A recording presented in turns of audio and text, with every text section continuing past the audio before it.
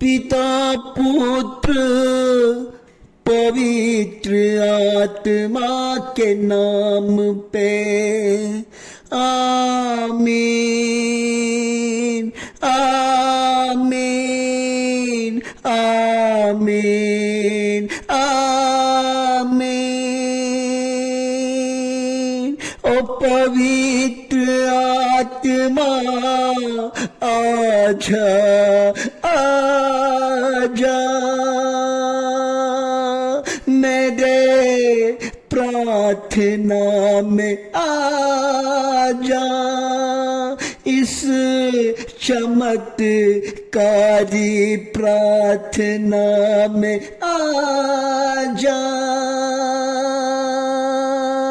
मेरे प्रार्थना को आशीषित कर जा, क्योंकि मेरे लोग आपका इंतजार कर रहे हैं। ओ मेरे राजा आजा आजा आजा। ओ मेरे राजा, ओ मेरे मालिक, ओ प्रार्थना सुनने वाला परमेश्वर, चंगा करने वाला परमेश्वर, दानियल के जीवन को बदलने वाला परमेश्वर। जब दानियल सिंह के मान में, खंडर में जब था, परमेश्वर आपने सिंह के मुंह को बंद कर दिया और सिंह उनका कुछ भी नहीं बिगाड़ सका। प्रभु आप महान हैं। दानियल ने सुबह, दोपहर और शाम 3 टाइम प्रार्थना करके परमेश्वर का स्तुति करता था। क्या आप करते हैं? क्या आप करेंगे? अब्राहम अपना धन जब भी कभी लेके आता था, जितना लेके आता था, उनसे पहला धन परमेश्वर के चरणों में अर्पित कर देता था। क्या आप करते हैं? क्या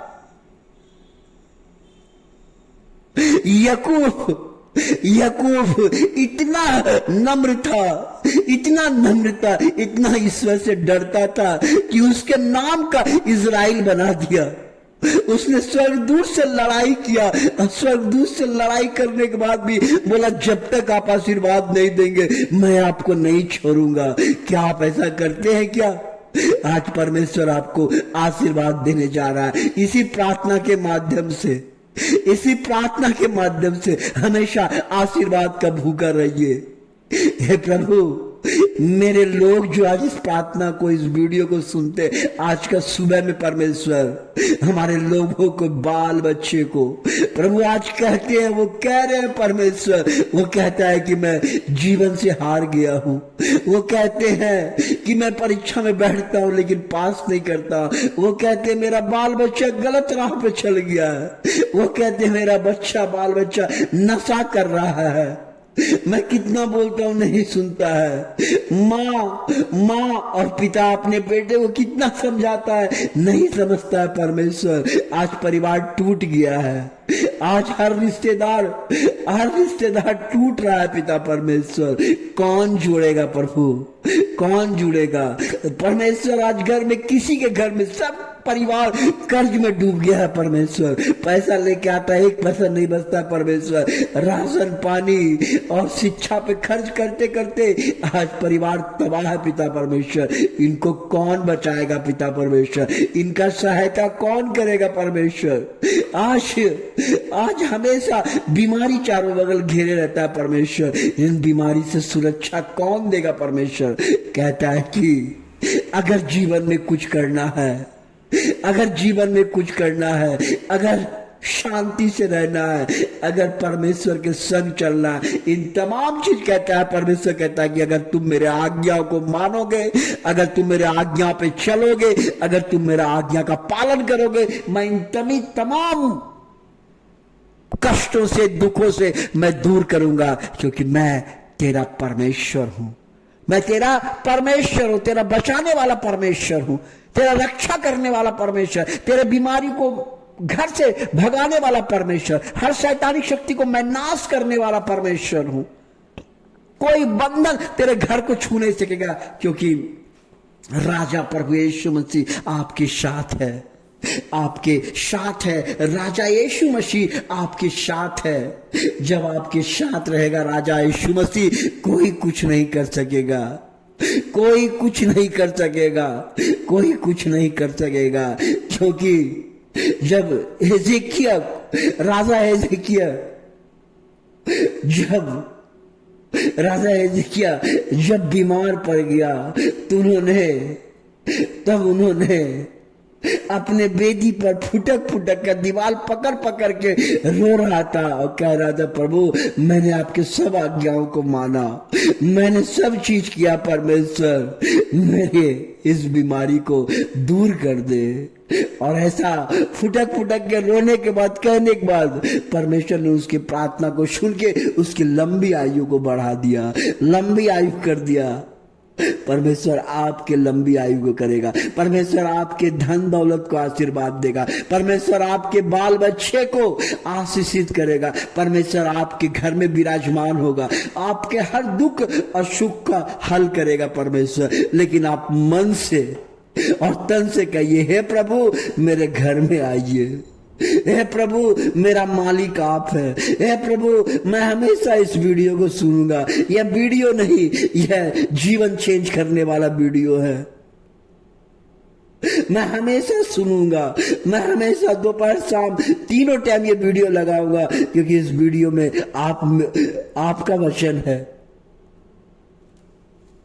देखिए परमेश्वर कहते हैं और परमेश्वर सबको सिखाते हैं कि कहते हैं कि सबसे बड़ी आज्ञा कौन सा है, सबसे बड़ी आज्ञा कौन सा है। जब फरीसी संत मैथ्यू अध्याय 34 से 40 तक में इस प्रकार प्रभु यीशु मसीह कहते हैं कि सबसे बड़ी आज्ञा कौन सा है। आपको जानना बहुत जरूरी है कि सब संसार में सबसे बड़ी आज्ञा कौन सा है। अगर आप आज्ञा को नहीं जानेंगे तो आप कैसे पालन करेंगे।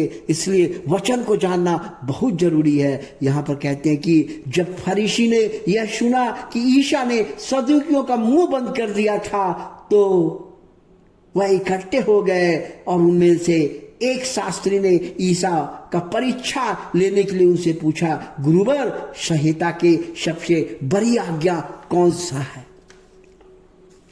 और ईसा ने उसे कहा, अपने प्रभु ईश्वर को अपने सारे हृदय और अपने सारी आत्मा और अपने सारी बुद्धि से प्यार करो, यह सबसे बड़ी आज्ञा है। दूसरी आज्ञा इसी के सदृश है, अपने पड़ोसी को अपने समान प्यार करो। इन्हीं दो आज्ञाओं पर समस्त संहिता का नबी की शिक्षा है ना, नबियों की शिक्षा इसी पे टिकी हुई है। प्रभु यीशु मसीह कहते कि संसार में सबसे बड़ी आज्ञा कौन सा है। आज हमारा सवाल है, कौन सा बड़ा आज्ञा है। परमेश्वर ने ऐसा कहा, आपने ऐसा कभी नहीं सुना होगा, इस संसार में कभी आपने ऐसा नहीं सुना होगा। ऐसा कह रहे हैं कि सबसे बड़ी आज्ञा है कि आप अपने प्रभु को अपने सारे हृदय से, देखिए बोलता है, जब आप पूजा करते हैं, जब आप पाठ करते हैं, अपने हृदय से कीजिए और अपनी सारी आत्मा और अपनी सारी बुद्धि से ईश्वर को प्रेम कीजिए।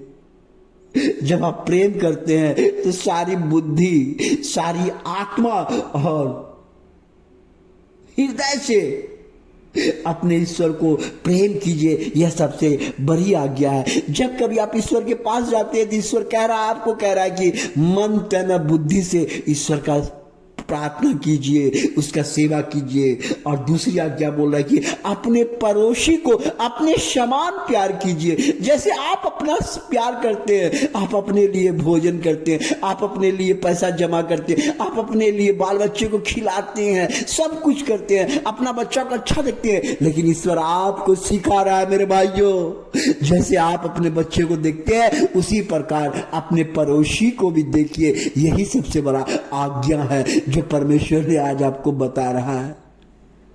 परमेश्वर ने आपको बता रहा है, ऐसा करने से ईश्वर खुश होता है, ऐसा करने से ईश्वर का आज्ञा है।